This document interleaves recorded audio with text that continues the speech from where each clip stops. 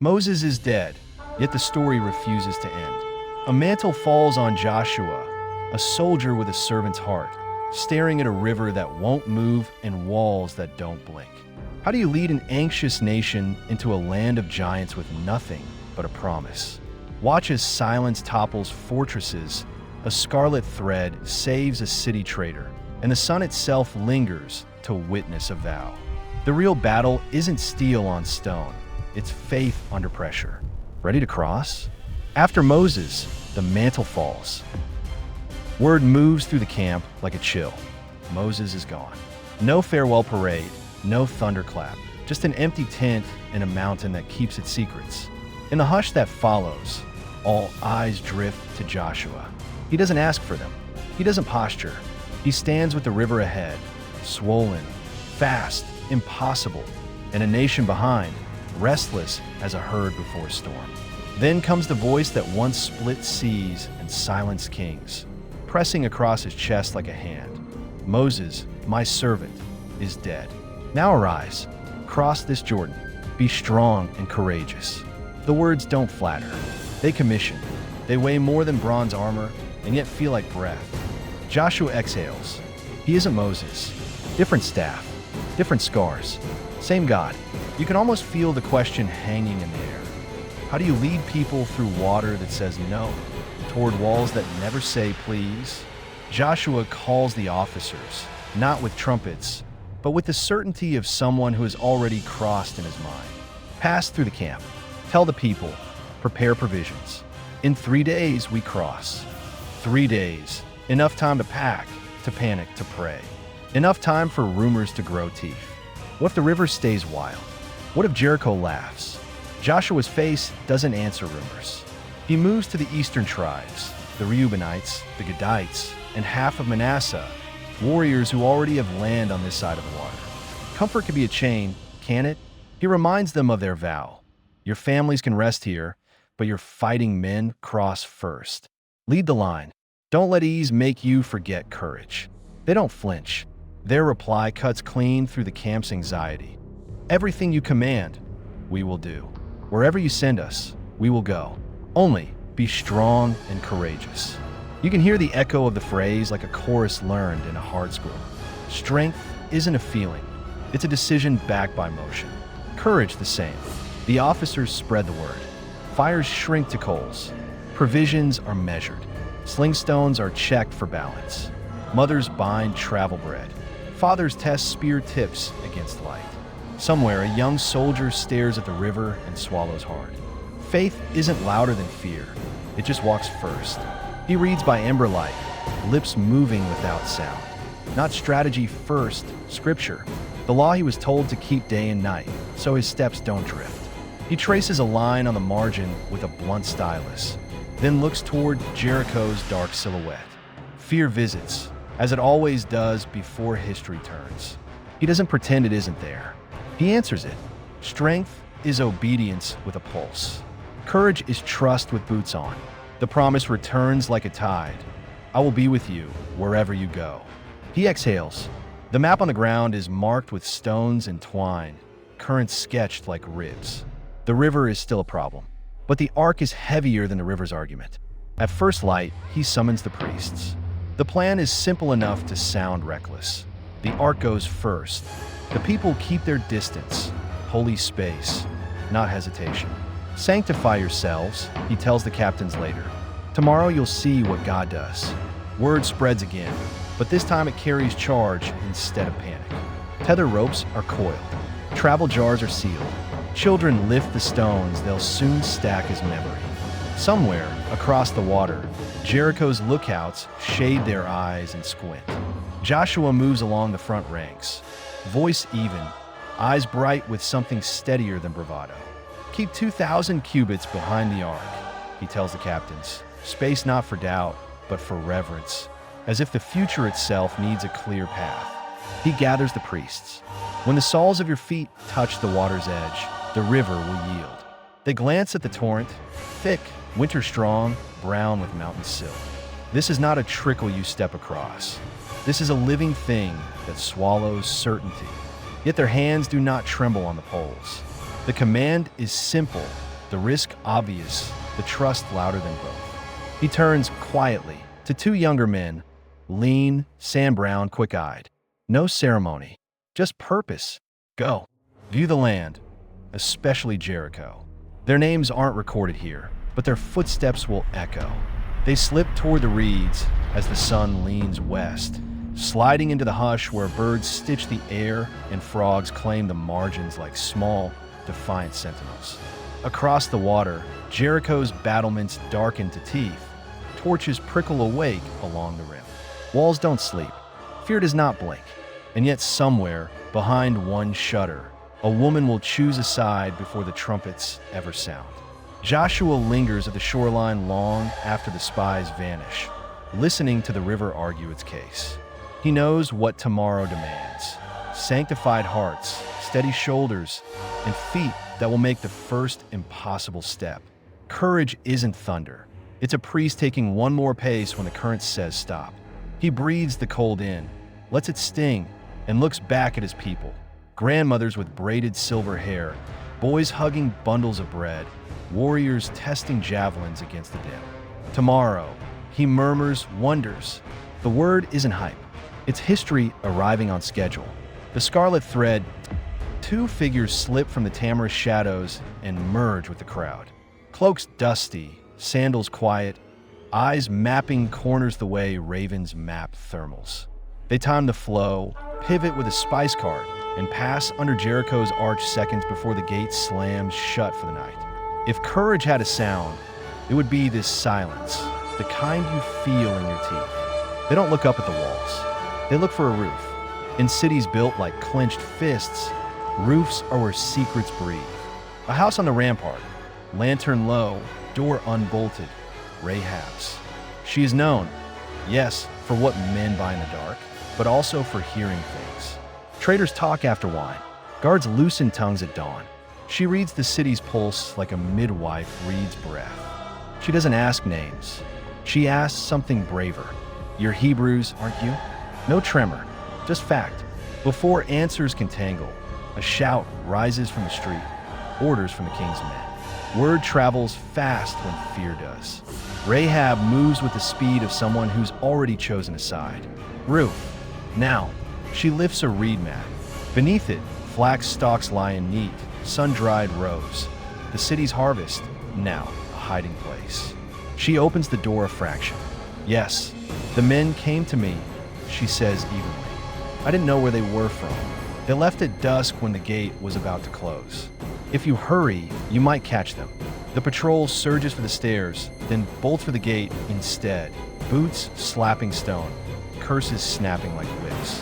What drives a woman to defy a king for two strangers? Patriotism? Profit? Or the kind of faith that feels like standing before a storm and leaning forward? She climbs toward the answer.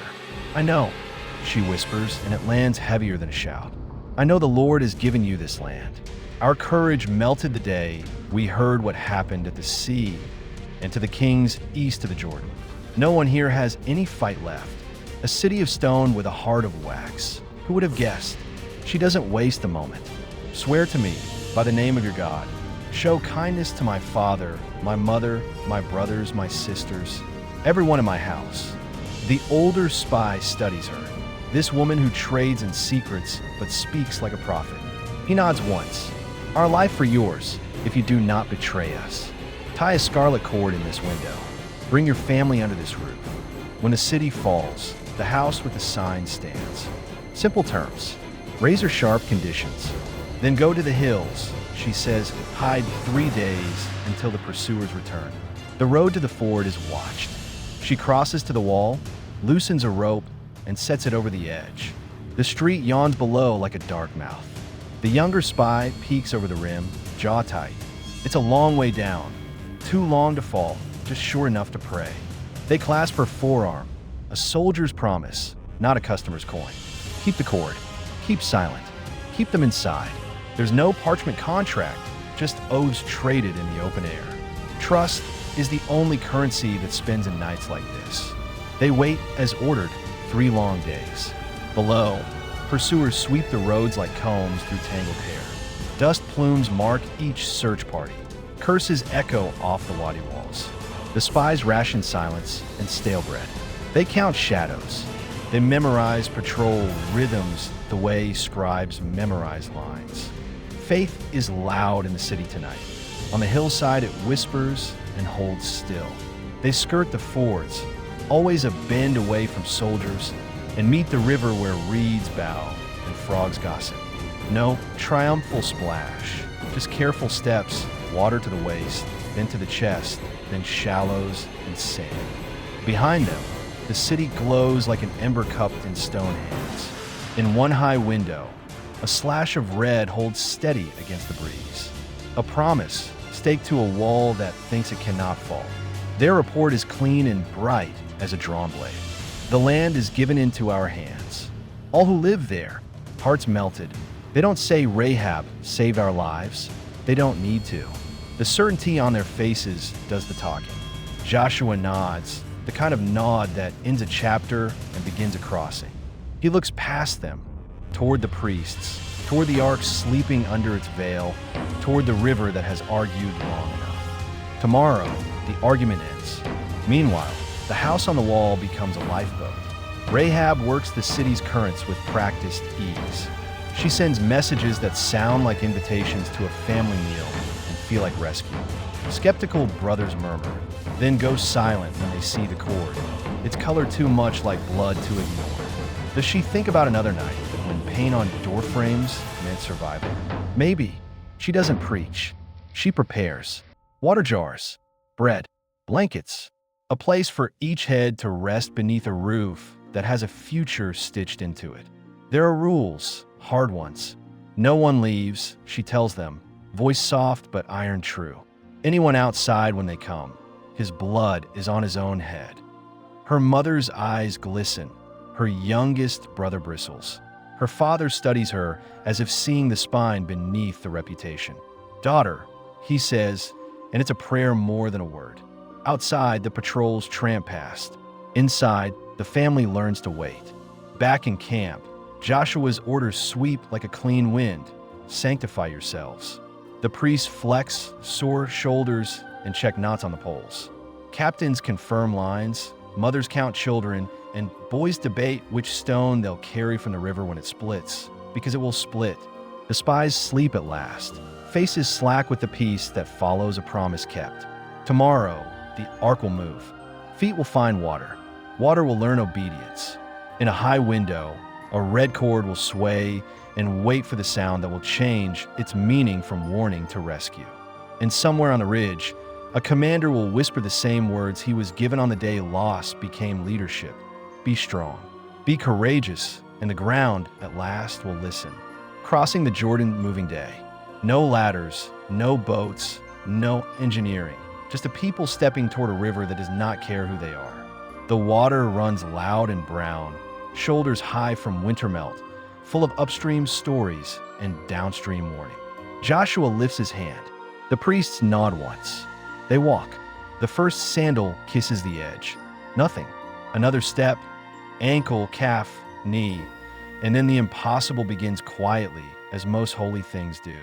Far upstream, near the city called Adam, the current kinks, hesitates, and stacks, water gathering into a rising wall, as if the river just remembered its maker. Downstream, the bed sighs, the flow thins, pebbles appear like teeth, and wet becomes not wet, then dry. No thunder, no special effects, just obedience bending physics in real time. The ark halts in the river's heart, for priests plant their feet and do not move. Their shoulders take the weight. The nation takes the road. A grandmother field tests the ground with her staff and laughs under her breath. Children slap puddles that refuse to form. Men shift burdens, carts rattle, goats complain. Over it all, a thin ribbon of awe snakes from mouth to mouth. He did it. He's doing it. Keep moving. Joshua's voice carries just enough to reach them, not enough to break the hush. Go back into the riverbed, right where the priests stand. Lift 12 stones, shoulder-sized, not pocket-sized, and carry them out. Tonight we'll lay them down where we camp, a sign for your children when they ask, "What do these stones mean?" Tell them, the Jordan stopped for the Ark of the Covenant of the Lord. Why stones? Because moments fade and people forget. Because someday a boy will kick dust at Gilgal and a father will point to a stack of river rocks and say, "I was there. The ground was wet and then it wasn't." Memory doesn't keep itself. It needs anchors. Heavy ones. The 12 fan out across the exposed riverbed. Their feet leave prints where fish swam yesterday. Each man stoops near the gleam of the ark's gold frame, where the priests hold like pillars, muscles taut, faces calm, eyes fixed forward. The men heft stones to shoulders, stagger a step, then find rhythm. Pain is part of memory making. It gives the story weight. He isn't done. Joshua kneels in the river's center and sets 12 more stones right there in the bed, stacking them where water will return and hide them. A sign for God's eyes? For the rivers? For the kind of faith that builds monuments, even where no one else will see? Some testimonies are for heaven's ledger first. Joshua calls, and the four step as one. Saws leave the river's heart and touch the far bank. First heel, then toe. The instant leather meets dry ground. The Jordan exhales. Upstream stacked waters unspool, shouldering back into the channel with a roar that startles goats and makes toddlers clutch at tunics. A man laughs and then claps a hand over his mouth, because gratitude sometimes sounds like surprise. Those stones disappear as if swallowed by time, but heaven has a long memory. The other 12 ride on shoulders into the evening light. Heavy promises that will not be misplaced. On the plain at Gilgal, camp rises fast. Tents like sails, fires like constellations come down to sit among them. Joshua oversees the placing of the stones. 12 river-wet markers, stacked with callous care until they form a rough crown on the earth. He steps back. This is not art. It is witness. Tomorrow your children will point and ask. He tells the elders, voice steady, eyes bright. Tell them the river stood still for the ark of the Lord, so that all the peoples of the earth may know his hand, and so you never forget to fear him. The words settle like warm bread. News outruns wind. Across the land, kings hear that the Jordan backed up for shepherds and their God, and something essential buckles inside them. Courage leaks, counsel stutters. Fortified gates feel thinner by a finger's width. That night, Joshua sits alone at the cairn and touches one stone, cold, gritty, ordinary. He smiles at the ordinary. This is where fear learned to mind its manners. This is where tomorrow began. Covenant before conquest. Before walls fall, hearts yield. The generation born under sand and stars bears the mark their fathers carried out of Egypt. It isn't glorious. It's slow. It hurts. And in the ache, something ancient reattaches. Identity like a seal pressed warm into wax. They rest until strength returns. Who rushes into promise without remembering who they are? Passover in a land that once was rumor. Lamb, bitter herbs, unleavened bread. The same meal that once fueled an exodus now blesses an arrival. The next morning they taste the land, grain and bread, the simple wealth of soil, and the manna, faithful as dawn for 40 years, does not fall. Audio, a small, telling silence. Provision doesn't end. It changes shape. Maybe that's what growing up with God always feels like. Are you for us or for our enemies? Joshua asks, hand on hilt. The answer slices categories clean in two. Neither. I have come as commander of the Lord's army. The ground itself seems to glow. Take off your sandals, the voice adds, and the past brushes the present. Moses before the bush, Joshua before the blade. He kneels, unstraps leather, forehead to dust. Holy comes before victory. Always. Silence before the shout. What kind of army fights with silence? Joshua lays out the plan, crisp and spare as flint. Men of war in front. 7 priests with ram's horns. The ark in the center. Rear guard behind. We march once around the city, today and for 6 days. No war cries. No chatter. Only the horns. On the 7th day, we go 7 times. At the long blast, you shout. He lets the quiet sit there until it feels like a blade. Until then, do not raise your voice. Gates groan. Jericho's watchmen lean out. smirking down at what looks like a parade without courage. Mockery drips like warm pitch. Stones bounce off shields, then words sharper than stones. The answer is footsteps. The horns bleat and hold. Ancient animal voices threading the air while the people move like a river with no mouth. You can feel the city's confusion harden into irritation. Where are the ladders? The rams? The siege engines? The attack that makes sense? Joshua says little, but when he does, it bites. The city is under the ban, devoted. Keep your hands clean. Touch nothing. The command is fence and mercy at once. Triumph without restraint rots from the inside. One circuit, no charge, no clash. Back to camp. The soldiers unbuckle and sit with the ache of unfinished business, the way you do when the right move is wait. Somewhere in Jericho, a captain laughs too loud to convince himself. Somewhere in Israel, a young warrior learns that not every victory begins with a swing. Day 2 looks like day 1, which is the point. Discipline is a kind of siege. The watchmen trade jokes that don't land as well. The mockers sound tired by noon. Inside the city, mothers press children back from the parapets. Merchants keep one eye on their scales and one on the winding column below. Outside, Israel's feet make a covenant with the ground. No shortcuts, no side eyes, no swagger. Only steady. He reminds them again, the city is devoted.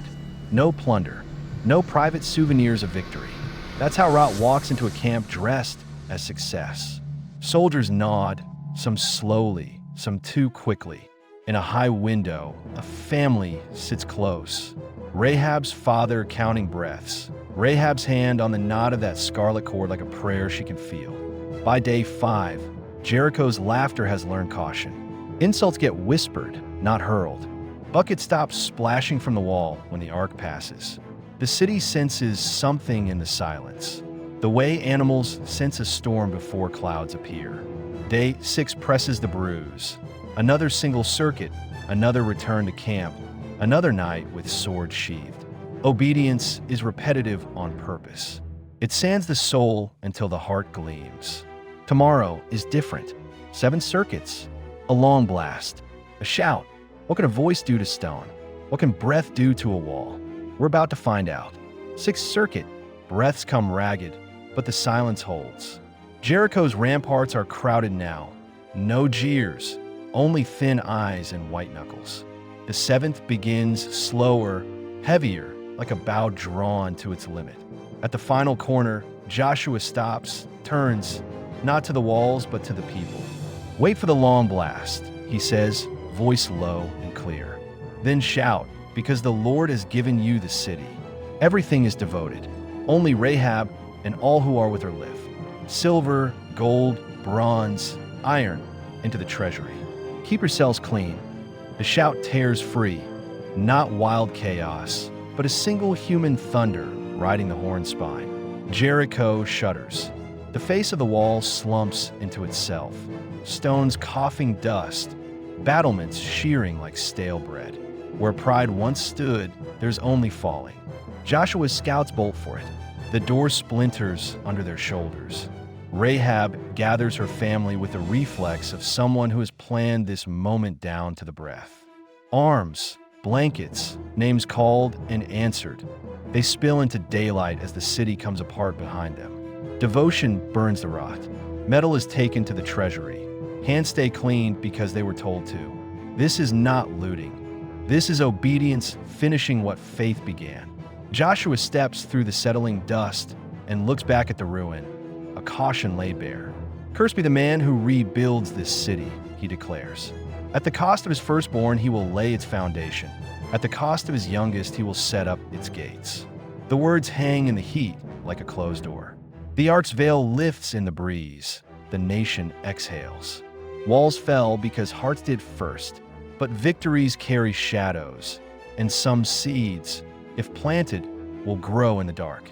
Achan's shadow, the camp wakes to victory's aftertaste. Ash in the throat, relief in the bones. Orders have been clear. Take no spoil, touch nothing devoted. And yet somewhere, beneath a tent flap, earth is freshly turned. Somewhere, A heartbeat matches the hush of guilty hands. No trumpet announces this next battle. Sin prefers a whisper. Joshua sends scouts north to Ai, a hill town cinched tight to rock. They return with a shrug. Don't send the whole force. 2,000 or 3,000 men will do. Easy win, short march, light lunch, the kind of confidence that forgets to kneel. The gate yawns. Men burst out like hornets. Israel reels. 36 fall on the slope. The rest break, order collapsing into fear. They run all the way to the quarries, and the rumor outruns them. We lost. We ran. Lord, Joshua says, voice raw, why bring us across the Jordan to hand us to Amorites? What will you do for your great name? It isn't blasphemy. It's a leader bleeding in public. Stand up, the voice says. Israel has sinned. They have taken what is devoted, stolen, lied, hidden it among their own belongings. You cannot stand before your enemies until the devoted things are removed. Not a man has sinned, but Israel. The body aches where one member hit a wound. Sanctify the people. God continues. Tomorrow present yourselves tribe by tribe. I will bring it near. The process will be slow on purpose. Truth deserves daylight more than spectacle. Joshua's voice does not rise. The weight of it is enough. Present yourselves. Tribe by tribe steps forward. The lot moves like a fingertip over a map and stops. Judah, a murmur ripples, then stills. Clans now. The Zerahites. Closer. Families now. Zabi's line. Closer still. Names tighten to a point until there's only one. Achan, son of Carmi, son of Zabdi, son of Zerah. A man like any other, broad hands, tired eyes, except for the way shame sits on his shoulders like a second cloak. My son, Joshua says, and the word is both mercy and verdict. Give glory to the Lord. Tell me what you have done. Do not hide it. The camp leans toward the silence that follows. Achan's throat works. His eyes flick once, toward his tent, toward the place where earth is not level. I saw a fine cloak from Shinar, he says at last, voice scraped raw. 200 shekels of silver. A bar of gold, 50 shekels. I wanted them. I took them. They are hidden in my tent with the silver underneath. The words hit the ground like stones added to a scale. Want, took, hid. 3 small verbs that broke a nation's stride. They carry the proof forward. It gleams in the wrong light. Nobody cheers. This is not a victory. It is a diagnosis finally spoken aloud. They go to a stony hollow east of the camp. The valley has no name yet. Achan stands with his household and all he owns. Beasts shifting, ropes creaking, the weight of community pressing from every side. Judgment in Israel is communal because covenant is communal. The wound was not private. Joshua speaks, voice low. Why have you troubled us? The Lord will trouble you today. Not rage, truth. Stones are lifted, not by strangers, but by neighbors whose fear turned to flight on Ai's slope. The first thud is a wince against the earth. The next becomes many. Fire follows, consuming tents and trinkets and the memory of a cloak that glittered too well. When it ends, there is a mound. They raise it higher, a witness and a warning. The air cools. The valley receives a name, Acre, trouble. And the Lord's anger turns. Night deepens. In the quiet, the voice that once said, stand up, speaks again. Steady, almost gentle. Do not fear and do not be dismayed. Take all the fighting men with you. Go up to Ai. See, I have given the king, his people, his city, and his land into your hand. Set an ambush behind the city. Strategy replaces swagger. Grief becomes clarity. Joshua lifts his eyes. The heap of stones at his back answers the 12 at Gilgal. Both altars different lessons. Memories set in duplicate. One for mercy, one for consequence. He turns toward camp, toward captains who will not rush this time, toward priests who will carry presence before tactics, toward a dawn already sharpening on the far hills. The second assault on Ai this time. Nobody calls it easy. The heap at Acre still breathes its lesson. Joshua moves through the ranks, full force now, not a token spear line. He speaks in tight sentences that feel like locks sliding home. A picked unit will slip behind the city before dawn, hold to the ravines, wait for the signal. The rest of us will show ourselves at the gate. When they rush out, we break and run.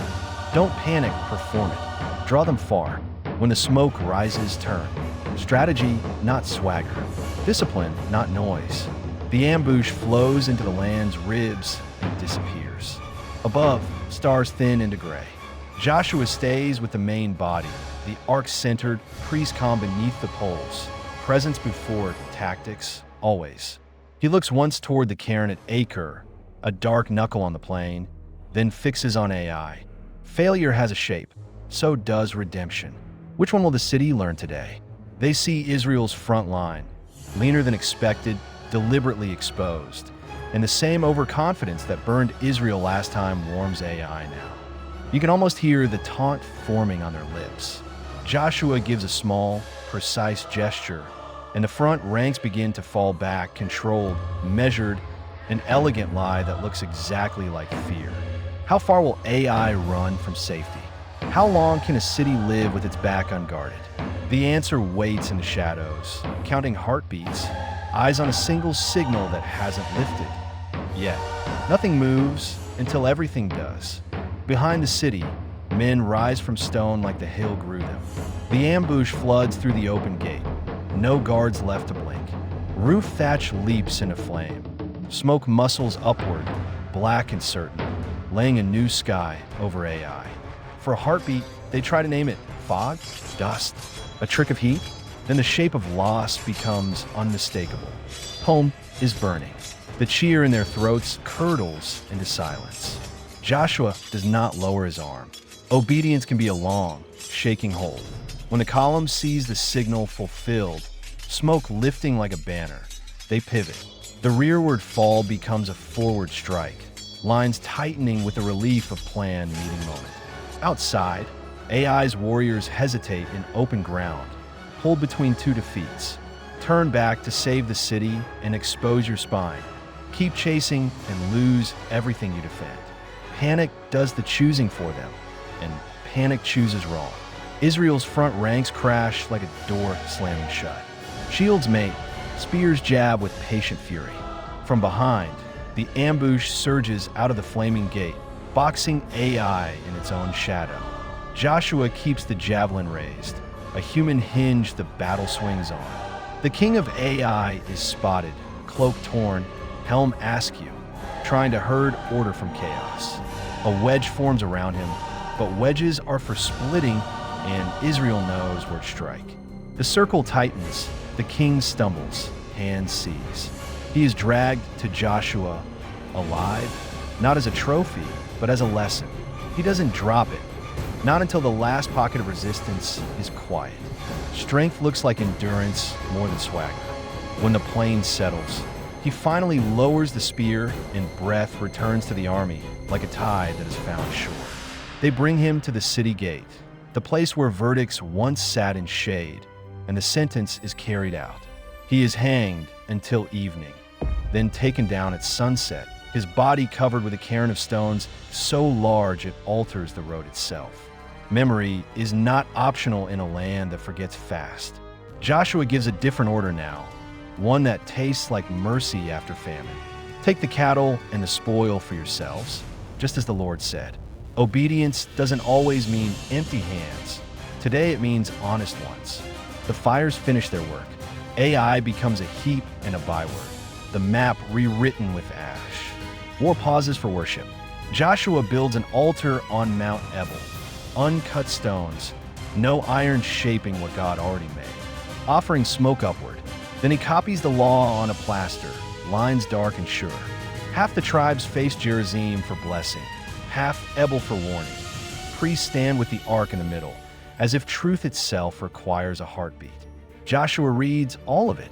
Blessings that feel like spring, curses that feel like winter. Men, women, children, foreigners, the words land on every head alike. Why put law here between battles? Because power without memory curdles. Because victory without vocabulary forgets who gave it. By dusk, the army is calm in a way triumph alone never gives. The heap at Acre, the smoke of Ai, the ink on plaster, All three say the same thing: walk clean. Tomorrow, the road bends again. They claim they've come from far away. They say they want peace. Their story is stitched with just enough dust to sound true. The captain's trade looks at say, this feels easy. And easy has a history here. The Gibeonite deception, they look like the road dressed them and then forgot. Bread hard as stones. Wineskins cracked into a map of deserts. Sandals sewn and re-sewn with thread the color of dust. We've come from a distant land, the spokesman says, voice dry, smile careful. We heard what your God did to the sea, to Sion and Og. Make a treaty with us. Compliments are currency. They spend them generously. Captains glance at one another. The army has momentum. Treaties sound like rest. Who are you? Joshua asks. Where do you come from? The answers are just vague enough to glide. Far country, long journey, peace. It all checks out visually, proof by prop. The men speak of distance as if it were a god they wrestled and barely survived. Their eyes stay wide and tired and convincing. And why would enemies bow like this? Why would trickery come with such threadbare patience? The scene is convincing because it's designed to be. Captains examine crumbs that crumble too perfectly. Priests sniff the wineskins, nodding at the sour. The men talk of very far, as if the phrase itself were a passport. It all feels reasonable, and reason can be risky when it forgets to kneel. They sampled the provisions, the chronicler will note later, but did not inquire of the Lord. There it is, the missing step no one notices until the floor gives way.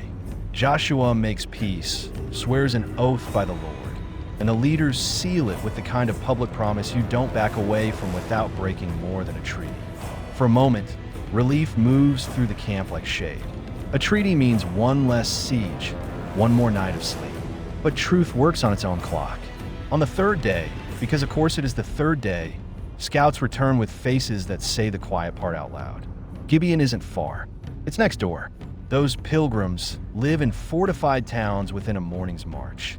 The people grumble, and they're not wrong. No one likes being fooled, least of all the newly victorious. But an oath made in God's name is not a garment you shrug off when it itches. A promise can be a trap and still be a promise.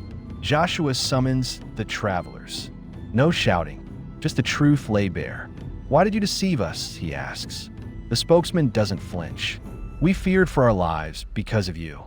We heard what the Lord commanded Moses, to give you this land and to destroy its inhabitants. We chose to live. It isn't pretty, but it is honest in its own desperate way. An oath binds stronger than anger. Israel doesn't strike. They can't. Not without turning the Lord's name into a tool. Mercy has a cost, so Joshua names it. You will not die, he says, but you will serve woodcutters and water carriers for the congregation and for the altar of the Lord. The sentence lands like a compromise hammered into usable shape. Not annihilation, not freedom. Service, permanent, proximate to the presence they feared. The people grumble lest once obedience has a shape. The leaders bear the weight of a promise kept even when it stings.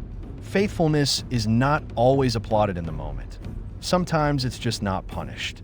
Meanwhile, word of the treaty skitters across the hill country like sparks on dry grass. Kings listen. One city defecting to Israel is insult enough for his cause for war. They send a message not to Joshua, but to Gibeon. You chose Israel? Then die with Israel.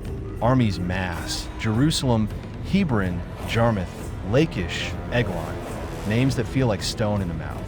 They march by moonlight to erase a treaty with blood. At Gibeon, runners fall at Joshua's feet, dusty and frantic. Do not abandon your servants, they gasp. Come up quickly, save us, help us. All the kings of the Amorites have gathered against us. The room takes a breath. This is the cost of keeping complicated promises. You inherit complicated fights. Joshua doesn't stall. He moves. We march tonight, he tells the captains. No time to stack provisions into neat bundles. No time for speeches. Only a word that matters more than strategy. Do not fear, for I have given them into your hand. The same voice that halted a river now quickens feet. They climb in the dark, toward an ambush they didn't plan and a miracle they can't yet imagine. Gibeon's walls silhouette against a paling sky. Enemy fires blink on the hills like a crown of teeth. Joshua looks to the east, where dawn will rise, then to the heavens, as if measuring their willingness to linger for a prayer no general should dare, and yet one will. The longest day, they came up from Gilgal in the dark, carrying a promise on tired shoulders. No speeches, no flags, just the ark in the center like a steady heartbeat and a word from God that fits in a fist. Don't fear. At first light, the ridge blooms with silhouettes, then movement. Joshua doesn't roar. He points. The front ranks tip forward and pour down the slope like gravity picked aside. Surprise breaks, formation faster than steel. Israel hits the seam between camps where alliances are a handshake, not a bond. Panic spreads like dye in water. Jerusalem's men collide with Lachish's, Hebron's archers loosing wild above Jarmuth's shield wall. Gibeon's gates flare open. The citizens who yesterday cut would now cheer from the ramparts as the army that once deceived them becomes the army that saves them. Joshua drives the wedge deeper, not with swagger, but with timing, the kind of timing you only learn by listening. The enemy bolts for the western roads, hoping distance can grow them a spine. He lets them run. Some lessons come best at speed. The sky that was clean at dawn builds a bruise in minutes. Clouds stack like walls where there were none. A cold breath runs ahead of the front, and with it, white fists. Not pebbles, stones from the sky. They rip tents, dent helms, punch men to their knees. Panic turns to stampede as the descent becomes a trap and the weather takes sides. Israel breaks just shy of the hail line, watching the rout unwind. The chronicler will say it plain, more fell by hail than by the sword. Nature conscripted, or maybe nature remembering. The enemy flees toward Azekah and Makkedah, shedding courage like broken straps. Victory seems certain, until Joshua looks up and feels the hot press of time. Noon is already leaning toward afternoon. Roads wind, pockets remain. If night falls, this knot will tighten again by morning. How do you finish a fight when the day is too short? He does the one thing no manual teaches. He prays a sentence that sounds like treason against the clock. He speaks it in the hearing of Israel so the memory won't smudge. Sun, stand still over Gibeon. Moon, over the valley of Ajalon. For a heartbeat, the world seems unsure whether to breathe. Then it does, longer. Light stretches like pulled gold. Shadows stop crawling. The day refuses to end, as if time itself obeys the same commander who borrowed the Jordan's current. The chronicler will write it this way. There was no day like it, before or after, when the Lord listened so plainly to a man. With time unspooled, strategy becomes simple math. Patrols spill across ravines that would have hidden enemies until dusk. Messengers loop and return without losing the sun. What should have been an unfinished fight becomes completion in motion. The fleeing kings, Jerusalem, Hebron, Jarmuth, Lachish, Eglon, slip into a cave at Makkedah, hoping stone can outlast a prayer. Runners report the hiding place. Joshua answers with a carpenter's practicality. Roll great stones to the mouth. Set a guard. We'll finish the field and come back for the crowns. Mercy for the city that kept faith. Judgment for the coalition that tried to erase it. The day keeps holding like a door politely wedged. Field first, kings next. When the plain lies quiet and the runners quit, arriving breathless, Joshua turns back to Makkedah. Open it, he says.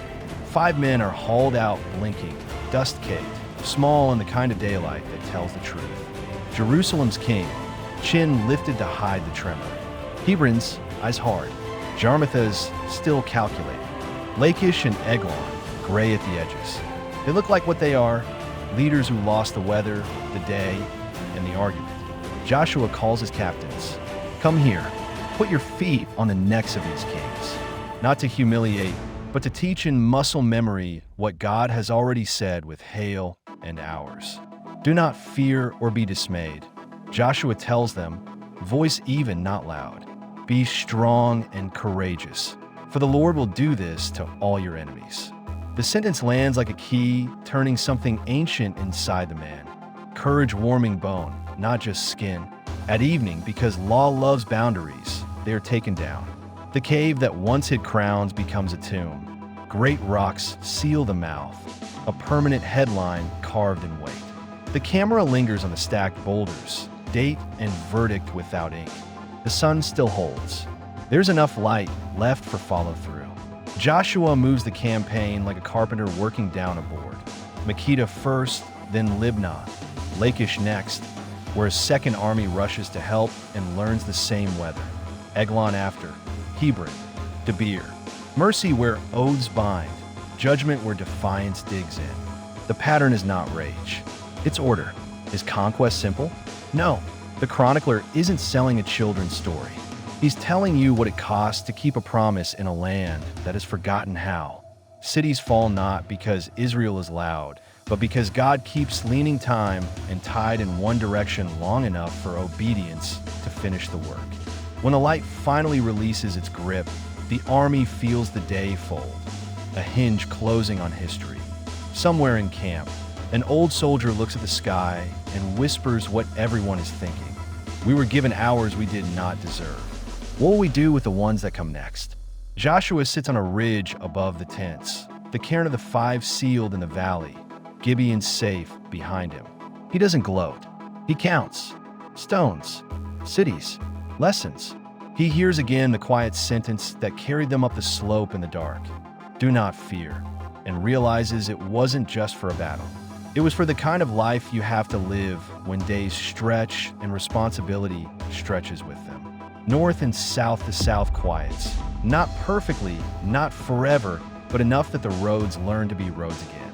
Israel breathes just once. Then the next rumor arrives wearing armor. The north is moving. Hazor, greatest of the old capitals, calls the banners. Jabin sits on a throne of alliances and sends letters like spears. Kings answer from every direction: Madden, Shimron, Akshaf, hill country and lowlands, coast and lake. They bring the thing nobody in the south could field: chariots, enough iron to turn a valley into a mill for men. What do you do when the enemy scales up the story? Same leader, same God, fresh orders.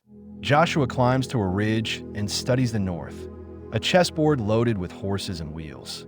He doesn't pretend they aren't terrifying. Hoofs hammer history, chariots bite ground, speed wears blades. And then the voice over the valley comes again, familiar as breath. Do not fear them. By this time tomorrow, I will give them over to you. Hamstring their horses, burn their chariots. The command isn't cruelty, it's clarity. Disable the machine that makes war easy. Don't adopt it. Don't admire it. End it. Joshua does not wait to be surrounded. He moves first, up from Gilgal, hard and fast, men eating miles like bread. Surprise is a weapon you can only forge by obeying on time.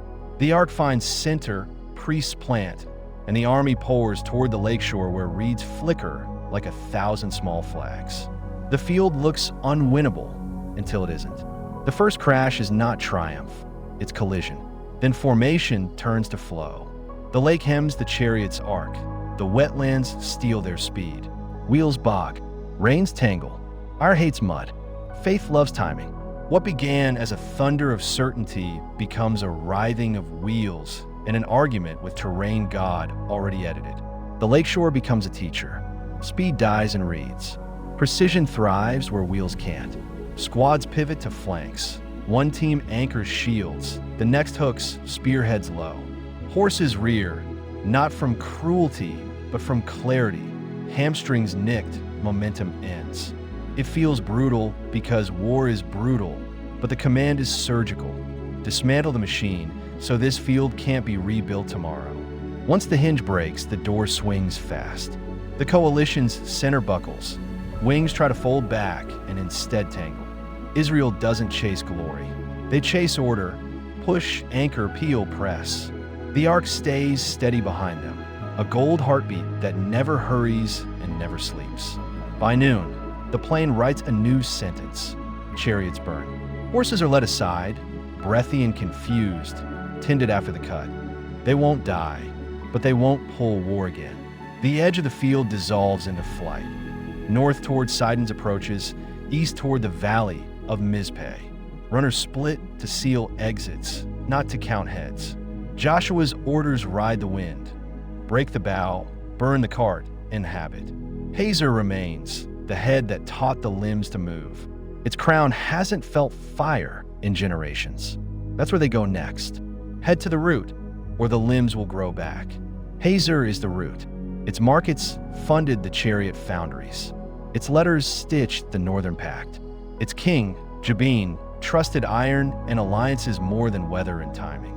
Joshua does not besiege for pride. He cuts for closure. Gates that mock shepherds, yesterday jolt under rams today. Ladders hook and bite. The city fights like a cornered animal. Accurate, vicious, inevitable. Hazor's king is taken, not paraded. Justice keeps its voice low and its pace exact. The square that once traded in horses hears verdict, clean and final. Only Hazor burns. The other strongholds fall and are left, stone to stone, emptied of teeth. Why the difference? Because heads teach. Take the crown city and the lesson lasts. Leave the rest as walls without masters. The command about horses is honored. Chariots become pyres. The field where iron once swaggered now smells of wet ash and new rules. It is not instant. The chronicler will say it plain. Joshua waged war a long time with all those kings. Years, not weekends. He also writes the one line that explains the stubbornness. It was the Lord who hardened their resolve to meet Israel head-on, so judgment would be clean, not disguised as peace. Hard lines are easier to see than gray ones when a land is being reset. The Anakim, those big-shouldered names that haunted bedtime stories, are driven from hill country bastions. Not everywhere. Gaza, Gath, and Ashdod keep embers for another book. But in the spine of the land, the rumor of invincibility finally runs out of breath. You can feel fear vacate rooms that faith needs to use. At last, the sentence the people thought they'd never hear. The land had rest from war. Not forever, not in every pocket, but enough to set down packs, to mend sandals, to count heads by firelight without counting enemies by torchlight. The campaign maps fold. The conquest tempo softens. A different work begins. Lines and lots and inheritance, the quiet math of belonging. But rest is fragile when it isn't formal. Borders must be drawn.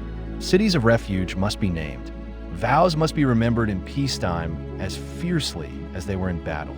Tomorrow's fight isn't against walls, it's against drift. Choose this day, peace has a sound. Less like silence, more like work done at humane speed. The land is tall with promise and cluttered with decisions. Boundaries are walked, not guessed.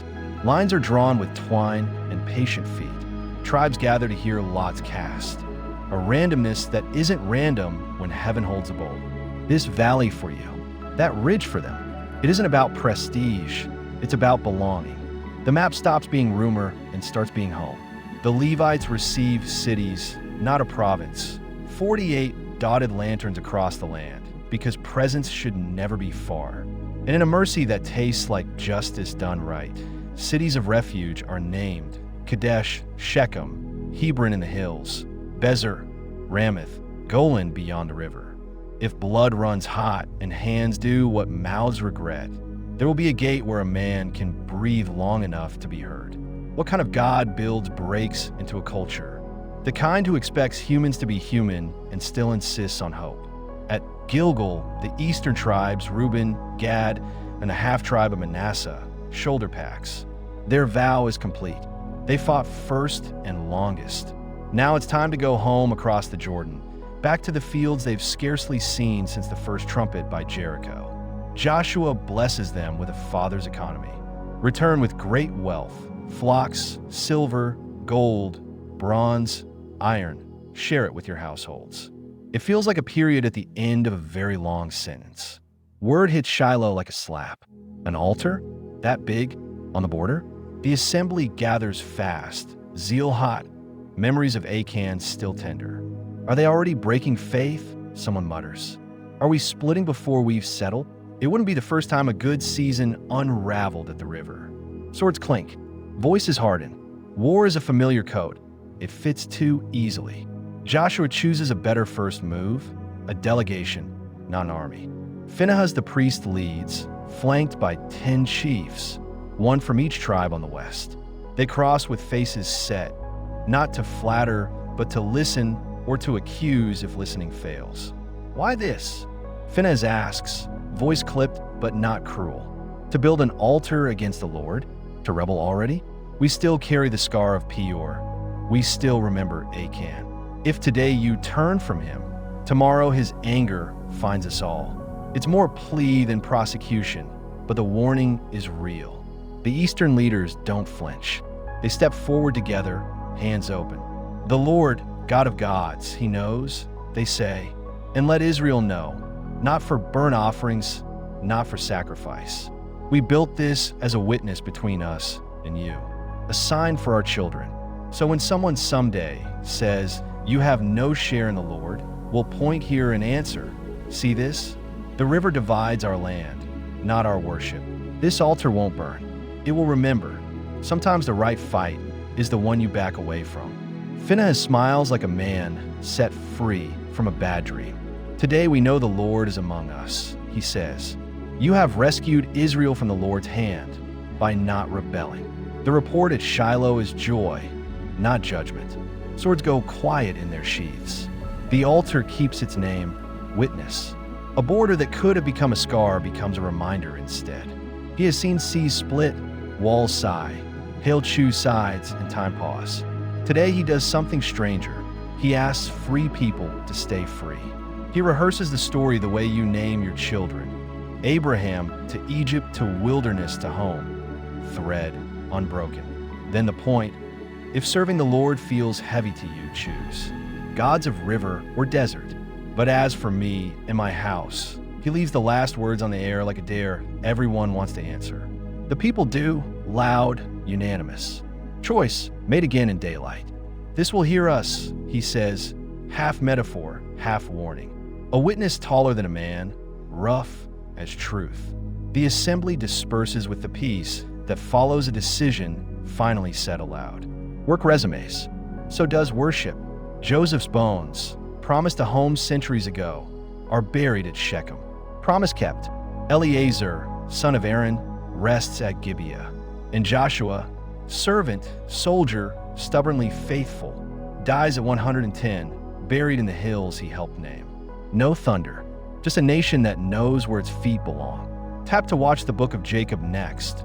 Jacob, Esau, a ladder in the night, and a blessing that won't let go.